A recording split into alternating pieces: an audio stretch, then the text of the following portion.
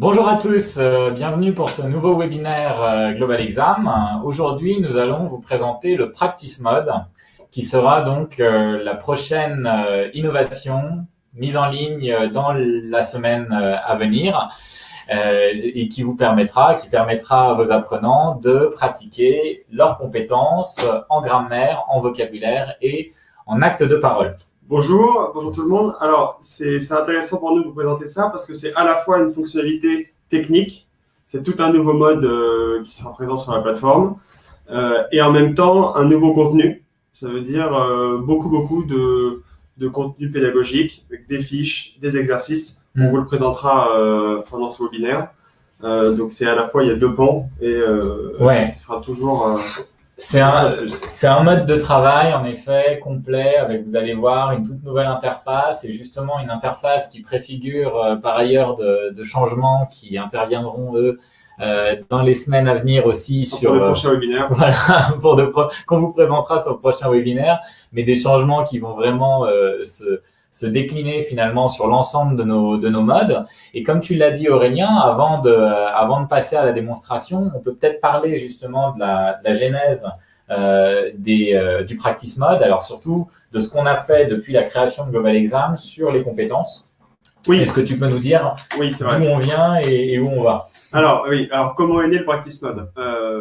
Donc l'ensemble de nos contenus, c'est-à-dire de nos préparations aux tests d'anglais, d'espagnol, d'allemand, de chinois et de français, ont été tagués. Ça veut dire que pour chaque question, nous avons associé 1, 2, 3 ou 4 compétences nécessaires justement pour répondre à la question. Donc le but vraiment, c'est d'aider les apprenants dans leur préparation aux tests de langue pour avoir une autre vision de leur niveau, qui n'est pas seulement sur leurs notes aux examens blancs, par exemple, mais aussi sur leur moyenne de score par rapport aux compétences réelles évaluées dans les tests de langue. Et donc ça, grâce à tout ce travail de tag de chacune des questions de préparation, on est sorti une liste complète de toutes les compétences nécessaires pour réussir les tests de langue dans une langue donnée. Ouais. Et donc, on a mélangé tous les tests d'une langue. Et donc, par exemple, en anglais, ça nous donne une liste de 390 compétences. Exactement. Comme dit Loïc, divisées en 3 sections. Et ça c'est le plus important. Ce que tu viens de dire, c'est un point extrêmement important à retenir quand on regarde les compétences sur Global Exam. Global Exam reste avant toute chose une solution de préparation aux tests de langue. Donc, l'objectif n'était pas pour nous d'identifier toutes les compétences de l'anglais, mais d'identifier les compétences utiles pour réussir les tests auxquels nous préparons. Et la chance qu'on a, ou en tout cas le résultat finalement qu'on a réussi à atteindre pour l'anglais est quand même finalement très riche, très foisonnant. Le nombre de compétences, comme tu l'as dit, s'élève à 390 parce que finalement, comme l'anglais est la langue la plus représentée sur notre plateforme, on a un panel de compétences qui sont travaillées en plus, alors à travers des tests professionnalisants pour certains, le TOEIC, le BULAT, des tests plus académiques pour d'autres, le TOEFL, l'IELTS ou le FCE. Oui, et on a des tests qui vont simplement s'attacher sur la compréhension orale, écrite, d'autres qui vont toucher l'expression, production écrite, la production orale. Donc vraiment, avec l'ensemble de nos tests, on a finalement, et c'est ce qu'on s'est rendu compte de ça, et c'est pour ça qu'on l'a fait valider par beaucoup de professeurs et beaucoup de partenaires, que finalement notre liste s'apparentait vraiment à une liste complète. Ouais. La liste est en effet assez exhaustive. Alors du coup, en termes de nombre d'occurrences des compétences sur la plateforme, ça vous le verrez à la pratique et vos apprenants déjà l'expérimentent aujourd'hui quand ils s'entraînent. Il y a des compétences qui bien sûr sont plus représentées, des compétences sur les déterminants, les adjectifs. Ou alors des vocabulaires qui reviennent très souvent dans les tests. Voilà. Il y a des compétences un peu plus spécifiques sur, comme tu disais, le vocabulaire. Le vocabulaire qui a trait à la science ou à la politique, ce genre de choses, on le retrouve dans le TOEFL, dans l'IELTS, mais en effet un peu moins. Donc voilà, l'idée c'était vraiment de couvrir l'ensemble des compétences de nos tests. Et la dernière chose, puisque certains et certaines d'entre vous sont peut-être déjà habitués à l'utilisation de nos fiches, jusqu'à maintenant, donc on trouvait les fiches sur le blog de Global Exam. C'était un problème d'une certaine manière, puisque notre blog était prévu au départ pour accueillir 100, 200 fiches. Aujourd'hui, on en est à 1200. C'est ça, et on est obligé de faire un va-et-vient entre l'espace de travail et l'espace du blog, ce qui n'était pas forcément ergonomique et agréable pour tous les apprenants. Là, aujourd'hui, justement, l'ensemble de nos compétences, donc là, on est content, c'est bien d'être fini. Pour l'ensemble des compétences, on a créé une fiche qui est une nouvelle fiche qui est plus courte que les anciennes, plus précise, qui va vraiment s'attacher à la compétence et qui est toujours faite sur le même modèle, vous allez voir, qui est un modèle sympa, qui va permettre à l'apprenant de vite rentrer dedans et de trouver ça intéressant. Et en même temps, très simple d'utilisation, avec un petit rappel, des petits guidelines, 2-3 exemples. Le but, c'est vraiment de faire simple, mais très efficace. Et donc là, le practice mode, ça on va le voir très vite, mais c'est aussi à la fois cette fiche-là et un petit exercice, 10 questions d'application sur la compétence en elle-même, 10 questions, idem, c'est des questions qui sont relativement simples, mais qui sont faites dans un format qui vraiment ça s'attache au niveau de la fiche, par exemple, au niveau de difficulté. L'exercice va être plus difficile pour une fiche qui va être sur une compétence C1, par exemple, que sur une compétence A1, et qui va être aussi expliqué. Ça veut dire que l'exercice va permettre également de se rendre compte où l'apprenant n'a pas forcément suivi correctement la fiche et avoir une petite explication qui va justement lui rappeler, encore une fois, les éléments importants de la compétence. Exactement. Et donc les deux se complètent. Oui, tout à fait. Donc voilà, on vous a présenté tout ça. On va maintenant vous le montrer concrètement. Petite remarque avant qu'on passe sur l'espace de démo. On est en train donc de mettre en ligne les fiches et les exercices qu'on a reçus au cours des 6, 7, 8 derniers mois maintenant, puisqu'on est depuis on est sur la production de ce contenu-là depuis maintenant le tout début de cette année. Donc la version que vous allez voir, la version est une version justement de démonstration qui n'est pas encore accessible sur la plateforme publique. Ça, vous serez prévenu par notre communication habituelle, vous aurez un mail, etc. Quand ce sera bon. Et donc, du coup, vous allez voir que ça va peut-être prendre un tout petit peu plus de temps au niveau des temps de chargement, puisque cet espace de démo est un espace interne qui peut être un tout petit peu plus lent. Voilà. Ceci étant dit, il est temps de passer au partage d'écran pour vous montrer l'interface. On ne l'a pas rappelé parce que maintenant on commence à être un peu habitué, mais on devrait le dire à chaque fois, mais vous avez la possibilité de poser des questions. On a Maëlys, que vous ne voyez pas, qui est derrière la caméra, qui dirige les manettes, qui pourra en fin de webinaire justement faire remonter toutes les questions. On n'oubliera personne et on prendra un plaisir, Loïc et moi, à y répondre. Et à montrer, si besoin, les petites choses qu'on a potentiellement oubliées ou que vous aimez revoir. Et qui vous auront ému. C'est-à-dire moi j'aime bien l'idée que cette démonstration puisse émouvoir, j'espère aussi. émouvoir les participants. Ok. Vous êtes sur l'espace de travail de Global Exam. Celui-ci, soit vous le connaissez et donc vous le reconnaissez, soit vous ne le connaissez pas encore. On va rapidement rappeler donc comment il est constitué. Le menu à gauche de l'écran qui permet de naviguer sur les différents modes, justement, les différents espaces. La page principale où s'affiche tout le contenu auquel vous avez accès. Et donc là, on voit que historiquement, l'arrivée dans Global Exam se fait aujourd'hui sur la partie examen. On vous propose donc les préparations qui sont disponibles sur la plateforme. Et vous voyez qu'immédiatement, en dessous de ces examens, on a rajouté donc notre onglet Practice qui nous donne accès à ce nouveau mode. Alors, quand vous arrivez dans le Practice Mode, on va vous inviter, premièrement, à faire un choix sur la manière dont vous souhaitez vous entraîner. Et en fait, nous, on a essayé d'organiser ce mode en 3 parcours possibles, en tout cas de donner 3 entrées différentes aux apprenants. La première entrée, c'est de choisir un test pour retrouver à ce moment-là les compétences qui sont vraiment liées à ce test. Et il y aura donc un filtre qui sera mis sur les compétences. Comme l'a dit Aurélien dans l'introduction tout à l'heure, les compétences donc sont taguées pour chacune des questions de chacune de nos préparations.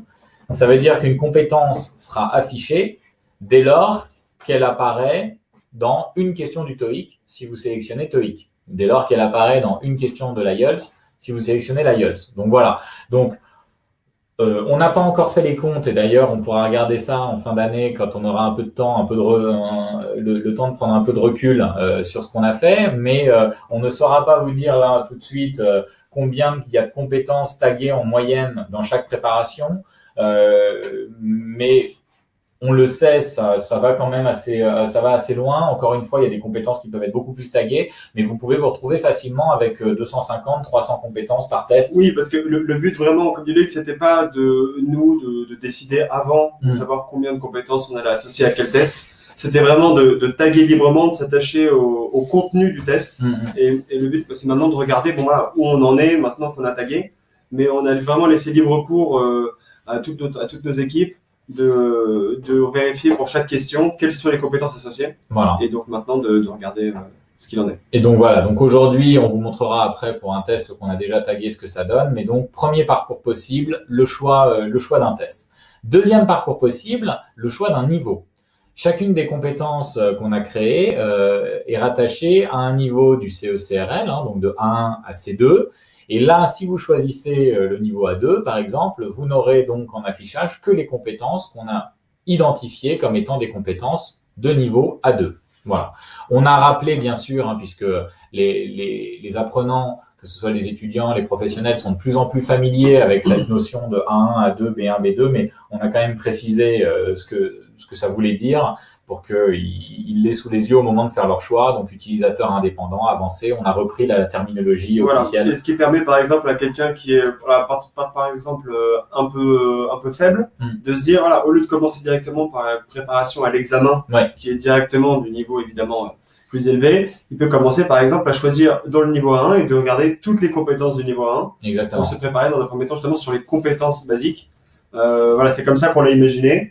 C'est pouvoir aussi utiliser Global Exam pour se préparer aux compétences pour un niveau donné. Et c'est comme ça que justement que ça peut fonctionner. Et en tant que pédagogue, du coup, vous pouvez dès demain demander à vos apprenants de faire toutes les compétences du niveau A1. On vous montrera après au niveau statistique comment ça fonctionne, mais donc en un clic, ils peuvent retrouver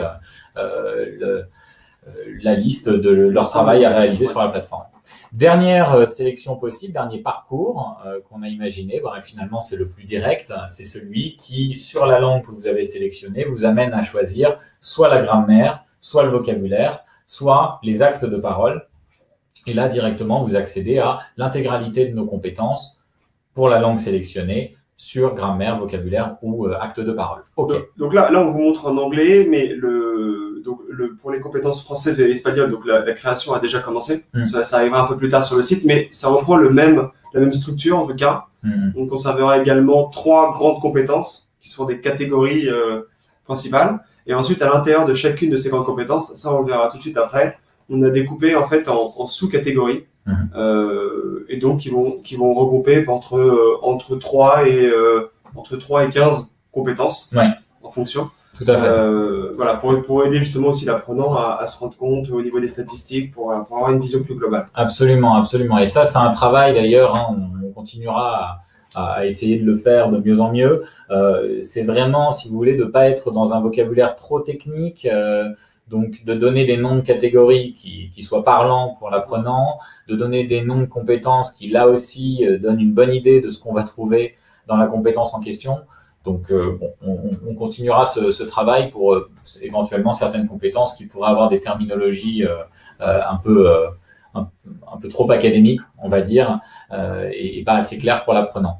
Dernière chose avant d'afficher l'étape suivante, vous avez également un champ recherche. Donc, dans ce champ recherche qui se situe ici, en haut de la page, vous pouvez là directement taper un mot-clé ou un bout de mot-clé. Ça fonctionne à partir d'une lettre. Alors forcément, si vous tapez une lettre, ça va vous sortir beaucoup de résultats. Mais si vous voulez par contre, par exemple, chercher tout ce qu'on a mis à disposition sur la compétence, donc le mot, voilà, point de grammaire, le point de vocabulaire. Vous avez un problème, vous vous rendez compte qu'à chaque fois vous ne savez pas comment utiliser le must, par exemple, c'est vrai que c'est un bon exemple. Exactement. Vous tapez et vous allez voir toutes les compétences dans lesquelles on aborde le mot must et dans quelles justement sous-catégories. Vous voyez par exemple d'abord s'affichent les sous-catégories. Model 10.6, c'est vraiment une sous-catégorie dans laquelle il y a, je dirais, une dizaine de compétences, dont celle-là, ce qui permet justement à l'apprenant de se dire, bon voilà, je vais travailler cette compétence-là. Et donc là, on voit que pour Must, en l'occurrence, on a aujourd'hui 1, 2, 3, 4, 5 et je crois 6 au total. Je crois qu'il y en a une dans les modos, voilà. Donc on a six compétences qui ont été enregistrées dans notre référentiel et qui sont proposées sous la forme de fiches d'exercice aux apprenants autour de la notion de devoir, autour de Must. Ok.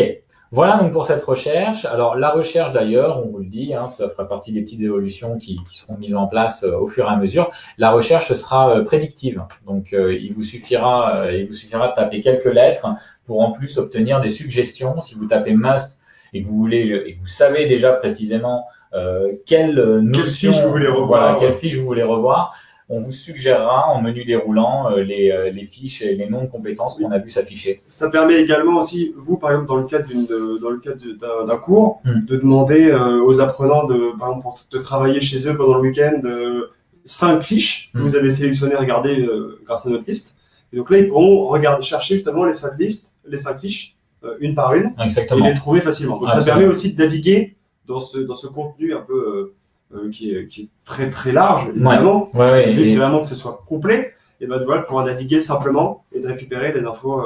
Et c'est ça, et c'est vraiment ce que tu viens de dire, c'est-à-dire que là on passe 5 minutes à vous expliquer cette première page, parce que finalement pour nous, dans le cadre du lancement d'un nouveau mode, cette première page c'est vraiment l'élément déterminant, c'est-à-dire comment on met en place une porte d'entrée qui soit vraiment claire, explicite, et pour vous et pour vos apprenants, pour que le mode soit tout simplement utilisé. Parce qu'on a énormément de contenu, mais si on affichait tout le contenu de la première page, ce serait extrêmement compliqué pour un nouveau venu de s'y retrouver. Donc on a essayé comme ça, voilà, d'avoir une interface sur laquelle on crée plusieurs portes d'entrée. Et on va voir maintenant donc comment derrière ça se déroule. Donc on va sélectionner par exemple TOEFL IBT, qui est un test qui est déjà donc tagué chez nous.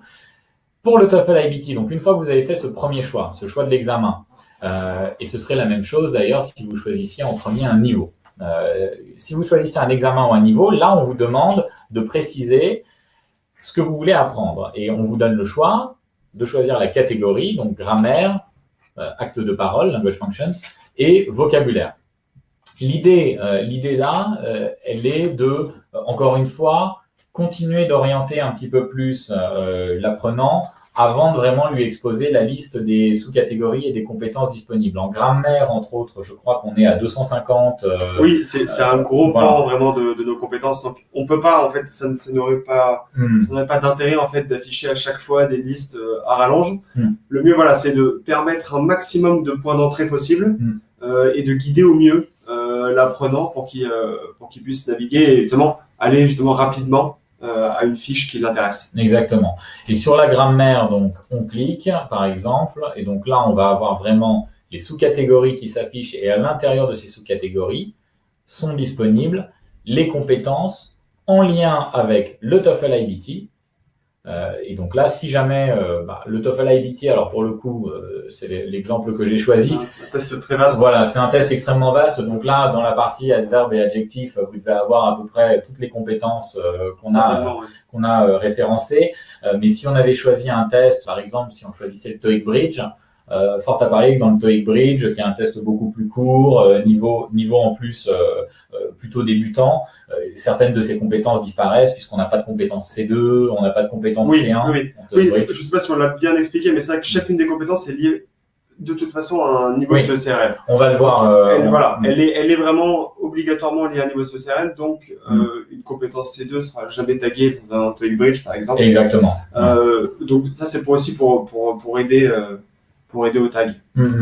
Et donc, on avait, si mon souvenir est bon, la compétence qui est disponible, pour la démonstration, c'est dans le conditionnel, et c'est if I had known. Alors, elle n'est pas disponible ici parce que donc du coup, elle ne doit pas être. Elle n'est pas dans le TOEFL IBT. Elle ne doit pas être taguée dans le TOEFL IBT, mais on va aller la chercher. Donc, je l'avais ouverte ici. Donc, voilà.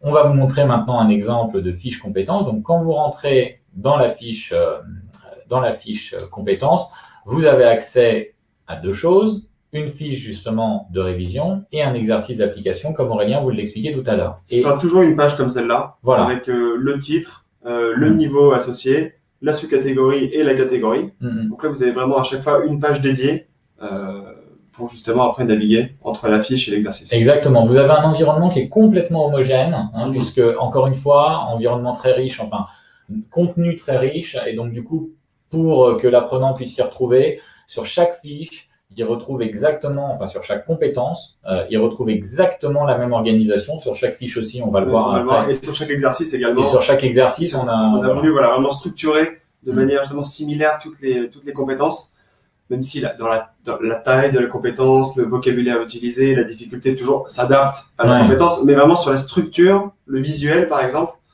ça vraiment on voulait absolument que ce soit cohérent et que ce soit facile d'utilisation. Absolument, pour que l'apprenant s'y retrouve quel que soit son cheminement. Ok, sur la fiche, donc on ouvre la fiche de cette compétence. Le format de la fiche. Alors, le format de la fiche, là, on va prendre aussi un petit moment pour en parler. Tu l'as déjà évoqué dans les grandes lignes. Tu as dit, et on vient de le répéter, qu'il était standardisé. Oui. Il est standardisé. On va dire on le signalera là en déroulant le contenu, mais une ou deux rubriques peuvent éventuellement sauter.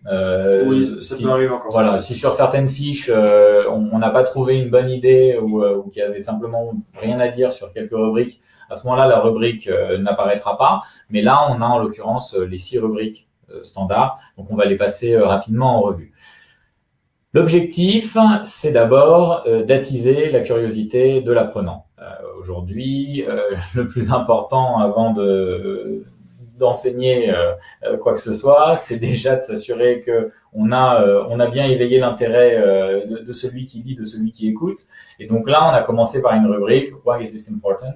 Donc expliquer en 2 mots pourquoi cette notion-là, if I had known, I wish I had known, sera utile dans les examens et dans la langue anglaise en règle générale.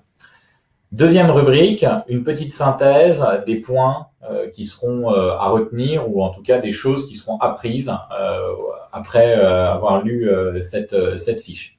Voilà, c'est vrai que ces 2 premières rubriques, c'est très très important pour nous, comme le dit Loïc. Le but avant tout de cette fiche, c'est qu'elle soit lue.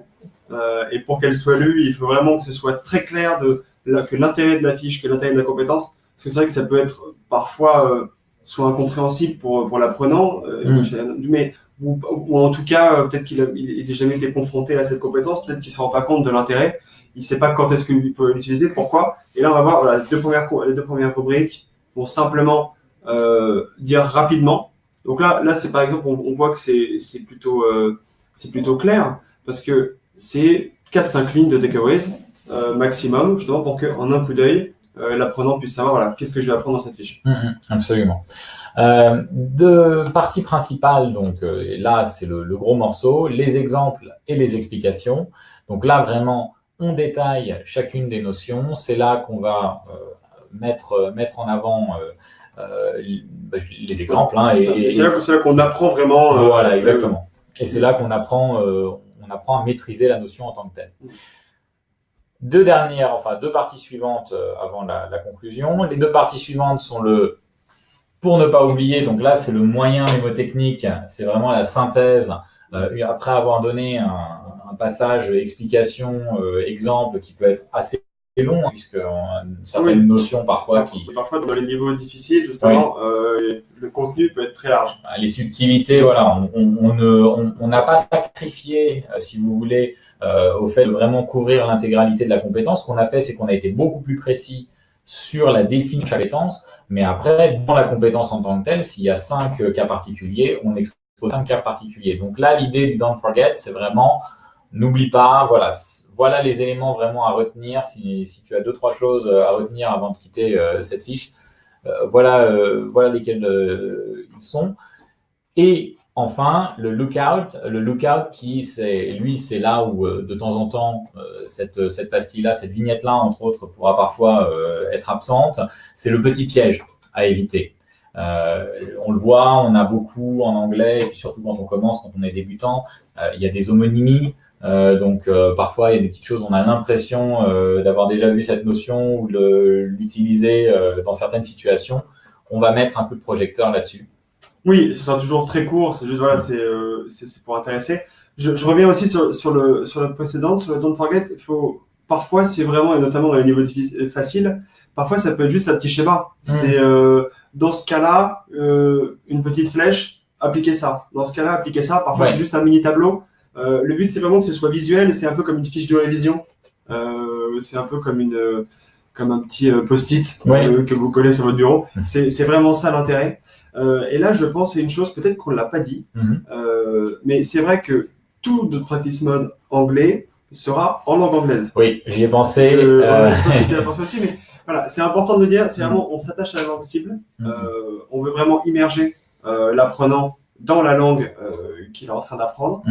On a fait très très attention justement au vocabulaire utilisé pour les fiches de niveau faible 1 à 2. Le vocabulaire est très simple et justement pas très lourd. C'est pour ça que c'est un peu plus court aussi. Dans le niveau plus avancé, justement, on peut justement aller plus au-delà. Oui, tout à fait. Oui, ça, ce que tu viens de dire, c'est extrêmement important en effet. Hein, et c'est le point à retenir, c'est que nos fiches sont en langue cible, quelle que soit la langue. Donc pour le practice mode français, elles seront en français. Practice mode espagnol, elles seront en espagnol. Mais par contre, un niveau de langue toujours adapté au niveau de la compétence.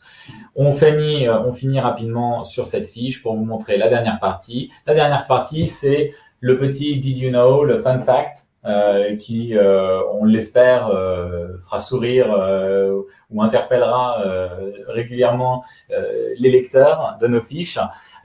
L'idée, c'est donc d'ouvrir, soit d'ouvrir sur une autre notion pour dire attention, là vous avez appris ça, il peut être maintenant intéressant de passer à telle autre compétence. Ou de donner un exemple de comment utiliser la compétence. Voilà, exactement. On peut décaler maintenant, vous pouvez vous retrouver dans cette situation-là demain, vous pourrez l'utiliser. Et d'inviter à l'action. Et ça peut aussi être là, on voit entre autres que c'est une question ouverte. Donc, what would you have liked your younger self to have done differently? Donc là, on est vraiment sur simplement pousser à la réflexion, à inviter l'apprenant à mettre en pratique ce qu'il vient d'apprendre. On passe rapidement sur l'exercice. Alors, hop, si je le lance depuis ici, ça devrait fonctionner. Oui, donc, et vous allez voir donc l'exercice. Pardon, non, j'allais dire ça. L'exercice, c'est donc phrase à trous. On allait dire la même chose. Voilà, tu peux, vas-y, je te laisse en parler. Oui, alors c'est vraiment, on a voulu garder la même structure systématiquement. C'est alors une consigne, toujours une consigne claire, mais indispensable justement pour chaque exercice. Et ensuite toujours une phrase à trous. Alors parfois il y a des indices entre parenthèses, parfois il y a des petites difficultés en plus, parfois, mais on reste sur une phrase à trous pour que pour le contenu de l'exercice soit simple. Et toujours la réponse à taper à la machine, donc du coup, enfin la machine, à l'ordinateur, c'est un peu vieux comme expression, pardon. Mais vraiment c'est pas un QCM. Le but c'est vraiment de pousser l'apprenant à se mettre en condition, à vérifier que sa compétence est bien validée, qu'il a bien compris la fiche, ou alors justement peut-être qu'il veut faire l'exercice avant la fiche pour voir pour être sûr que la compétence il la connaît et qu'il n'a pas besoin de lire la fiche. Mais voilà, le but c'est vraiment de tester l'apprenant là-dessus. Évidemment, les réponses sont ensuite, les statistiques sont développées, tout est expliqué. Et voilà, le but c'est qu'il tape exactement la réponse attendue. C'est pour ça que parfois on a des indices, parfois on a par exemple pour les niveaux faibles, on met entre parenthèses le verbe à conjuguer, ou c'est des petites choses très simples. Mais voilà, on veut vraiment rester là-dessus pour que l'exercice indique réellement la compréhension et la connaissance de la fiche. Voilà, là c'est pratiqué, c'est ancré finalement, oui, c'est vraiment un ancrage mémoriel, insister sur 10 questions, en prenant la notion par tous les bouts, donc en jouant justement, on en parlait avec les cas particuliers quand il y en a, les petites subtilités, et permettre à l'apprenant de se mettre à l'épreuve. Et puis surtout, oui, hein, tu l'as dit, c'est le plus important, on a choisi la phrase à trous parce qu'on sait que le QCM, c'est 25% de chance, s'il y a 4 choix, de donner une bonne réponse. Donc, on voulait vraiment, là l'objectif c'est de valider qu'on a bien compris. Donc voilà. Aujourd'hui, pour conclure sur cet exercice, donc aujourd'hui, ce ne sont que des exercices en phrase à trous. Ça pourra peut-être évoluer par contre. Oui. Quand on aura d'autres idées. Pour l'instant, on va déjà mettre en ligne tout ce qu'on a prévu, mais précède peut-être une question qui sera posée, c'est d'autres formats d'exercices pourront éventuellement être imaginés. Pour l'instant, on n'est que sur de la phrase à trous, qu'on se soit en grammaire, vocabulaire ou acte de parole. Et ces 10 questions sont fixes pour l'instant. On va déjà voir le taux d'utilisation et on verra voilà, si on renouvelle ces questions en fur et à mesure en fonction de l'utilisation qui en est faite. Voilà pour... Alors oui, je peux pas valider et finir l'exercice puisque, encore une fois, on est dans cet univers de démonstration, donc les statistiques ne se calculeraient pas. Mais bien sûr, si je soumets mon activité, j'obtiens mes réponses normalement. On m'indique ce qui est vrai, ce qui est faux, ce que vous connaissez déjà sur l'ensemble des exercices. Un score, une explication pour chaque question. Voilà. L'explication est toujours détaillée comme on sait le faire. Alors, ça ne change pas. Juste, j'étais passé un petit peu vite là. J'avais une petite chose à dire sur la page compétences. J'étais passé un peu vite sur le chapeau de la page. Vous voyez qu'ici, donc, on rappelle le nom de la compétence et vous voyez que ici, on vous redonne les différents catégories, sous-catégories et niveaux auxquels appartiennent la compétence. Donc, vous avez bien ce détail. Si vous arrivez directement sur une page compétences, ce qui sera le cas, vous le verrez donc. Quand on aura relié les compétences aussi après à la correction de nos exercices. Oui, voilà. Quand techniquement, on pourra, et on pourra justement jouer là-dessus, aller à la correction d'une question, par exemple du TOEIC, vous pourrez cliquer sur la compétence justement associée à la question à laquelle vous n'avez pas su répondre, et vous vous retrouvez sur cette page-là, faire la fiche, ce que vous faites, et hop, repartir sur... Voilà. Et revenir sur c'est vraiment de donner de faire communiquer les modes entre eux, voilà, et d'avoir une cohérence entre les modes. On vous montre une dernière chose, et ça va prendre qu'une minute puisque les statistiques aujourd'hui sont encore très faibles sur ce mode-là. On a fait nous-mêmes quelques exercices pour tester, donc voilà ce que ça donne. Donc voilà la page statistique du Practice Mode où là vous retrouvez donc l'activité qui a été la vôtre sur ce nouveau mode d'entraînement. Les fiches que vous avez lues, on décompte le nombre de fiches, donc c'est au nombre d'ouvertures. Ça, c'est important parce que c'est une nouveauté, c'est que maintenant les fiches, on sait quand est-ce qu'elles sont lues, on sait lesquelles sont lues, et donc on peut justement associer un temps de lecture qui sera justement compris dans le temps de travail de l'apprenant. Absolument. Et ça, c'est une vraie nouveauté, et c'est pour ça que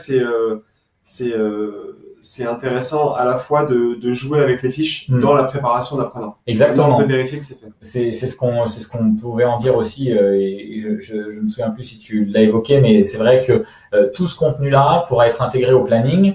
Vous avez présenté le mode planning le mois dernier et certains d'entre vous ont peut-être commencé à l'utiliser. Donc tout ce contenu, en effet, fiches et exercices pourraient être ajoutés sous forme d'activité dans les plannings de vos étudiants et sera décompté dans leur activité.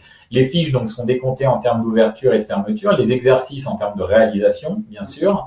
Le scoring se fait seulement sur les exercices, il n'y a pas de scoring sur les fiches, bien sûr. Par contre, comme tu l'as dit, aujourd'hui, pour le lancement de ce mode, on a, nous, décidé d'attribuer une valeur fixe de 5 minutes à la lecture d'une fiche. Donc, à chaque fois qu'une fiche est ouverte et fermée, ça fait un temps de 5 minutes.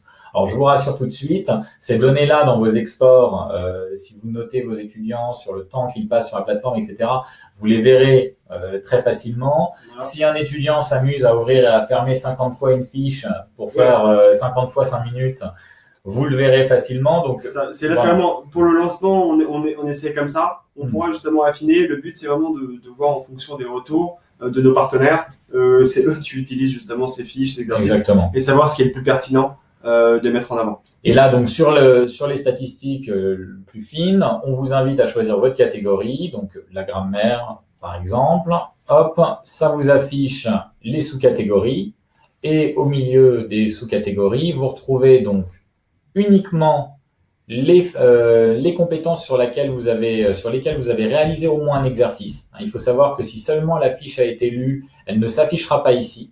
Vous ne verrez s'afficher cette ligne que si l'exercice lié à la compétence a été terminé et si un score a été obtenu, puisqu'on est dans les statistiques. Donc, encore une fois, ce qui compte avant tout sur Global Exam, c'est notre parti pris, et vous le savez depuis maintenant 5 ans, c'est de faire travailler, mettre en action le savoir, donc de faire pratiquer sur des exercices, des entraînements liés donc aux compétences, aux tests ou autres. Voilà pour la présentation de ce mode. On a été 5 minutes plus long et on a peut-être quelques questions. Tourne vers Maëlys. Pas de questions en particulier. Bah, écoutez, c'est parfait. À chaque fois, on se dit que s'il n'y a pas de questions, c'est parce qu'on a été parfaitement clair. Aurélien, est-ce que tu avais quelque chose d'autre J'avais rien à ajouter. J'aurais peut-être. Je voulais laisser un peu de temps au cas où il y avait des questions.